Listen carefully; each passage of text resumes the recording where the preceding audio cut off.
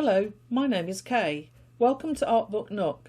Here I love to share my collection of art and craft books. In this video, we're going to explore the latest book from David Bellamy, Watercolour and Beyond. Including this book, can you believe that David has published 21 books in total and created 8 DVDs with APV films, while also teaching painting courses around the world and serving as a consultant for the Leisure Painter magazine. His watercolours are held in many private collections, including those of Sir Chris Bonington, Bill Bryson, Sir David Attenborough and Chris Packham. Quite a pedigree, don't you think? David says, in this book you'll discover a world of inspiration beyond pure watercolour, with over 60 original approaches and exercises. As you can see from these 2 content pages, this book is absolutely jam-packed with information, so I've decided to split this review into 4 parts so as not to overload you. And this is part 2, where we'll focus on developing your painting style by finding new approaches. We'll also look at improving composition, adding light and space into your paintings, painting water and using gouache with watercolour. Here in part 2, we step into a world of more innovative techniques, materials and experiments, some you might not usually associate with watercolour painting. Exploring these ideas is not only fun, but it can also spark fresh inspiration for your own work. David encourages keeping a dedicated notebook to jot down your process with each technique as you try it. That way, you'll be building your own personal library of exciting effects, something you can revisit again and again whenever you need some creative inspiration. There are fresh ways to approach even the most traditional materials, and they can completely transform your style. The easy methods David shares here are designed to bring more energy, excitement and a sense of freedom into your paintings. He begins with 6 practical tips to help you loosen up, a goal many artists share. Even something as simple as changing your paper can make a noticeable difference. David favours a heavily textured knot paper, which adds a distinctive character to his work. Why not try a little experiment? Paint the same scene on hot pressed, cold pressed and knot paper, then compare the results. You might be surprised by how much the surface changes the feel of your painting. Recently, pouring paint has become a popular technique, usually with acrylics, but David shows you how you can do it successfully with watercolour as well. There are 4 key considerations which David has listed, and he then gives you 2 step-by-step demonstrations so you can try a loose expressive pour and a more controlled version. The effect is wonderfully spontaneous. The colours run and mingle and settle into the paper in ways you don't get with brushwork alone, but David also reminds you that a little planning and restraint will help to keep the results useful rather than accidental. Why not have a go yourself by copying David's demonstrations, but treat them as playful experiments rather than finished pieces? In the early days, Indian ink wasn't permanent and would fade over time. But today, acrylic inks give us a lasting permanent result. They're really handy for drawing and for line and wash techniques, also known as pen and wash. In David's painting, Silver Tarn, shown on the left, he started with a clear wash of water across the sky, then applied Payne's grey acrylic ink with a swirling motion to suggest clouds. The effect is soft yet dynamic and captures the mood beautifully. David mainly uses pens for sketching buildings. While a fibre tip pen gives you a consistent, even line, a dip pen is much more expressive. It creates interesting variations in line thickness. The downside is, dip pens aren't very convenient when you're working outdoors on location. David also likes to apply ink using a rigger brush, which adds a lot of character and life to the lines.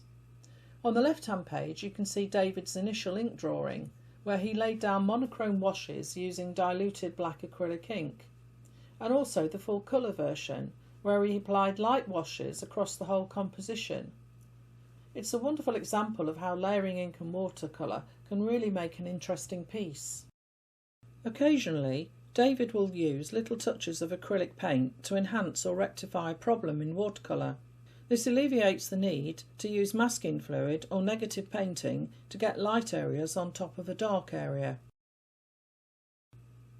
When dipped in paint and applied to your work, sponges can create some really interesting textures. It's a fantastic technique for painting things like pebbles, walls and foliage. David has shared some key tips to help you get the most out of sponging, along with a step-by-step demonstration that you can follow and try for yourself. In David's painting Buffalo in Bamboo Jungle, he used the edge of a piece of card dipped in green apatite genuine to stamp the dark tree trunks onto the paper. The lighter tree trunks and leaves were created using masking fluid. You can experiment by stamping with any suitable object that creates interesting marks in your own work. Why not try recreating David's painting yourself by following his step-by-step instructions? You can improve the composition of a painting by adding simple, subtle details. In this example, David has added rising smoke from the cottage to break up the background, made one of the trees more prominent to create a sense of depth, and introduced a large tree on the right to balance the scene. The puddle and pathway weren't part of the original view, but by including them, David's led the viewer's eye into the painting. In this example, David has included his original reference photograph so you can compare it with his painting, Tranquil Evening Angle. He has cleverly redesigned the composition to make the painting more engaging. How many differences can you spot? You may want to treat yourself to a copy of David's wonderful book to explore this in more detail. I've included links to where you can buy your own copy in the description below. In Boisterous Surf, the diagonal sweep of the cloud formation and the front of the wave work together to create a real sense of drama. On the opposite page, David shows a composition built from several reference images, combined to form a more dynamic and engaging scene. Wow, this one is really something different. David's Through the Arctic Night was painted almost entirely with lunar black watercolour, with just the tiniest touch of cadmium red on the boat's hull. The energetic brushstrokes really crank up the drama, and then, this is the brave bit, David scratched into the paper with a scalpel, and to quote David, wielded with ferocious effect to capture the driving snow of a squall. It's very striking, isn't it? And it reminds me of J.M.W. Turner's painting called Snowstorm. David has really captured movement and atmosphere and raw energy on the page. In Light and Space, David explores ways to really make a painting glow, enhancing the feeling of light, giving a sense of distance, and even creating highlights using negative painting techniques. One of my favourite tricks is the one he shares called pulling out. It's a handy method and you can use it to form shapes, fix little mistakes or soften harsh edges, and it works well on both wet and dry surfaces. On the right hand page, I just love this semi-abstract piece. David explains that he felt the cottage on the horizon looked a little bit dark, so he overlaid it with a veil of oriental tissue paper to tone it down. Who'd have guessed? You've probably come across the idea of using cool colours to make things recede into the distance and warm colours to bring them forward. But here's the thing, sometimes a far-off feature can be bathed in warm sunlight, so it's not always as simple as cool at the back, warm at the front. It's worth really thinking about the colour temperature in the scene you want to capture. Another great technique David uses is called counterchange.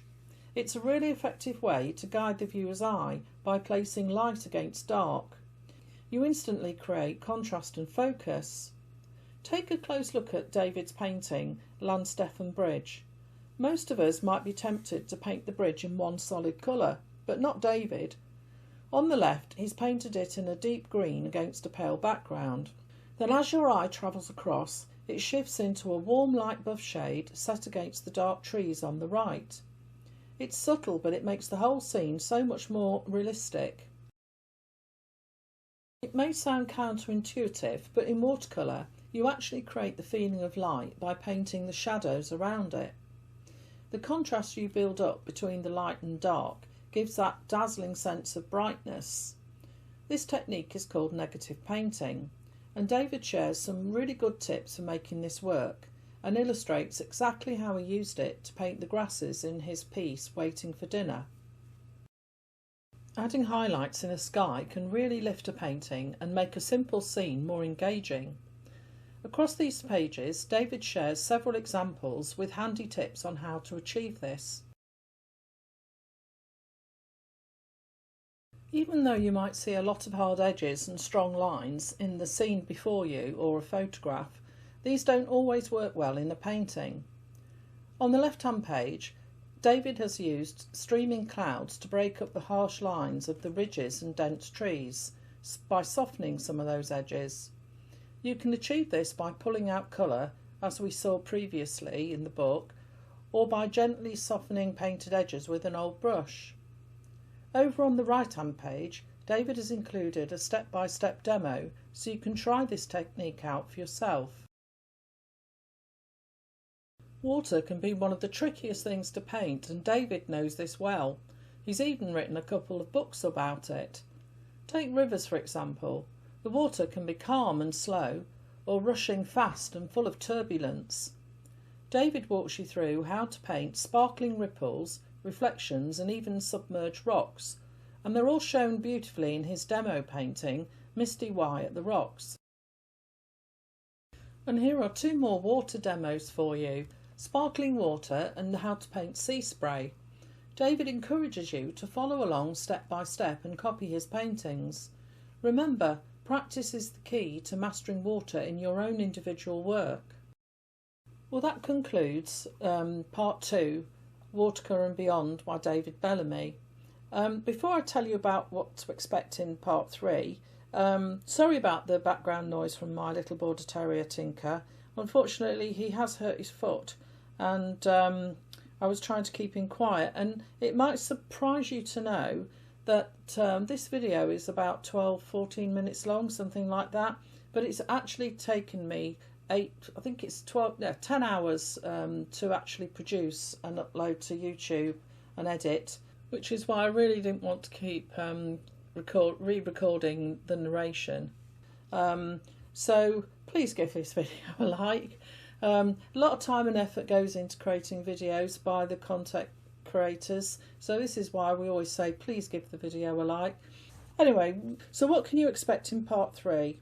Well, we're still going to focus on developing your painting style and looking at new approaches. So we'll be looking at using gouache with watercolour, including figures in your work, masking techniques, knife work, scrumbling, and visual and physical texture. I won't list it all because there's too much, but hopefully I'll get part 3 out in the next couple of days for you.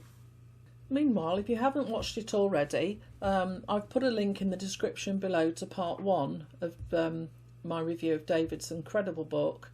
I've also linked to David's website and his social media channels, and you'll also find links to where you can buy your own copy of this wonderful book. I hope you found this review helpful. If you did, please give the video a like. It really helps YouTube share it with others who enjoy art books too. I post a new art book review every week, so if you'd like to see more, do consider subscribing. I truly appreciate it. If you found the review helpful, please feel free to leave a comment below. I reply to everyone. And if there's an art book you'd like me to feature, just let me know. I'll do my best to review it for you. Thank you so much for watching, and until next time, happy painting.